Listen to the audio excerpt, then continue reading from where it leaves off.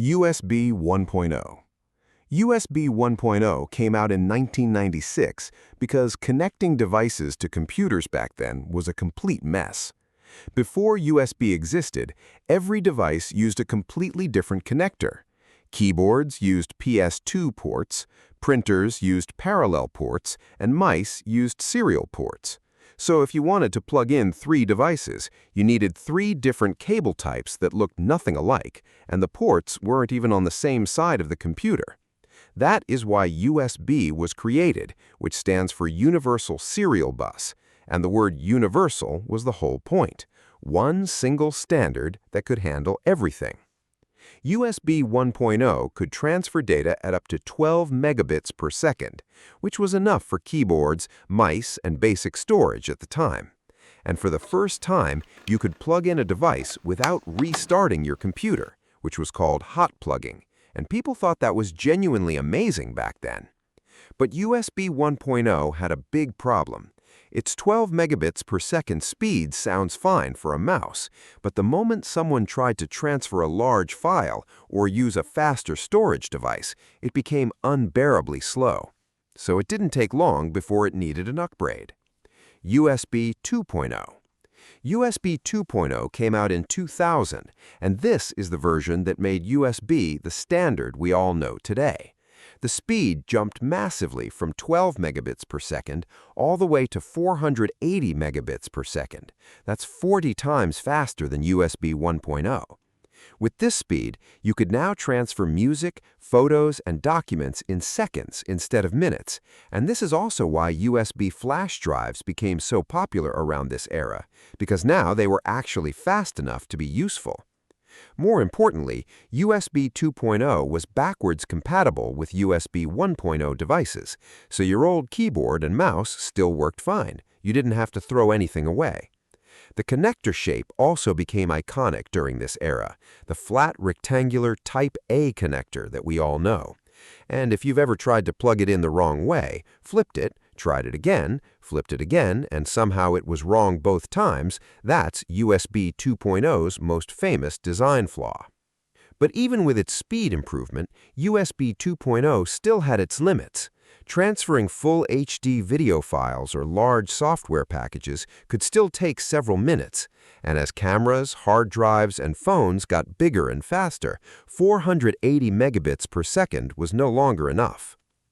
USB 3.0. USB 3.0 came out in 2008, and this is where things got seriously fast. The transfer speed jumped to 5 gigabits per second, which is over 10 times faster than USB 2.0. To put that in perspective, a 1 gigabyte file that took around 30 seconds on USB 2.0 now transferred in just a few seconds. You can always tell a USB 3.0 port because it's colored blue on the inside. That blue color was specifically added so people could quickly tell it apart from the older black and white USB 2.0 ports. And just like USB 2.0, it stayed backwards compatible, so you could plug an older USB 2.0 device into a USB 3.0 port, and it would still work, just at the slower 2.0 speed. USB 3.0 was also when external hard drives became genuinely practical.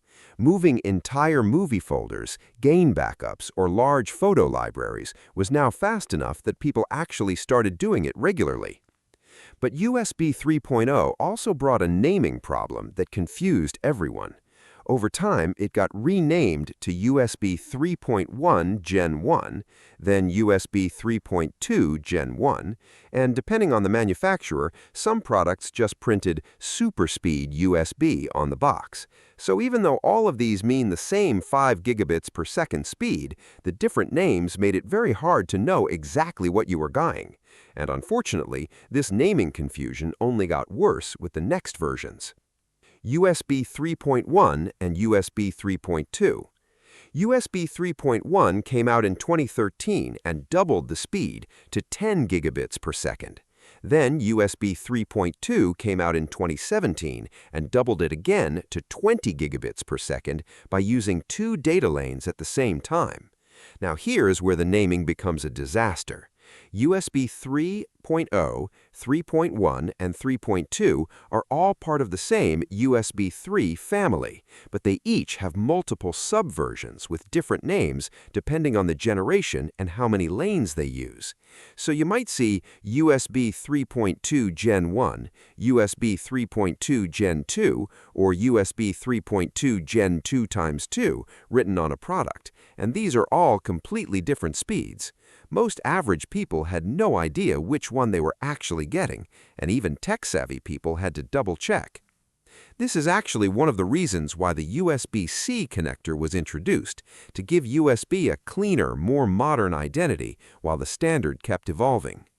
USB-C. USB-C came out in 2014, and it's important to understand that USB-C is just a connector shape. It is not a speed standard by itself. This is one of the most misunderstood things about USB today. The USB-C connector is small, oval-shaped, and most importantly, reversible. You can plug it in either way, and it always works. No more flipping. And that alone felt like a massive quality of life upgrade for everyone. But here's the catch. Just because a cable or port is USB-C doesn't tell you how fast it is.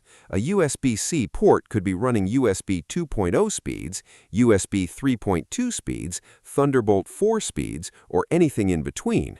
The speed depends entirely on the standard running through that connector, not the connector itself.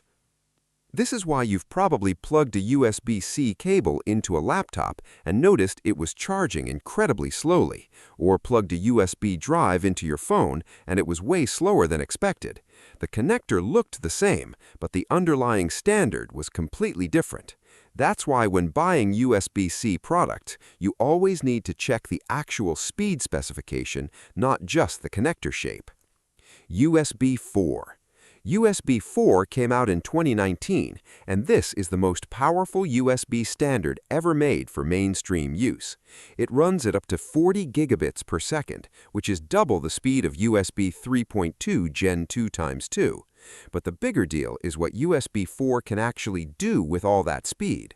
Unlike older USB versions that were mostly for data and charging, USB 4 supports video output, meaning you can connect a monitor directly through a USB-C cable running USB 4 and get a full 4K display. It also supports faster charging, faster data transfer, and can even work with external GPUs. And for the first time, USB 4 also merged with Thunderbolt 3, which was Intel's own faster cable standard that had always been separate. So USB 4 and Thunderbolt 3 are now compatible with each other, which means fewer cables and less confusion about which standard your device supports. However, USB 4 still uses the USB-C connector, so again, just because the port is USB-C doesn't mean it's USB 4. You still need to check whether the device specifically says USB 4 or Thunderbolt 4 to know you're getting the full speed.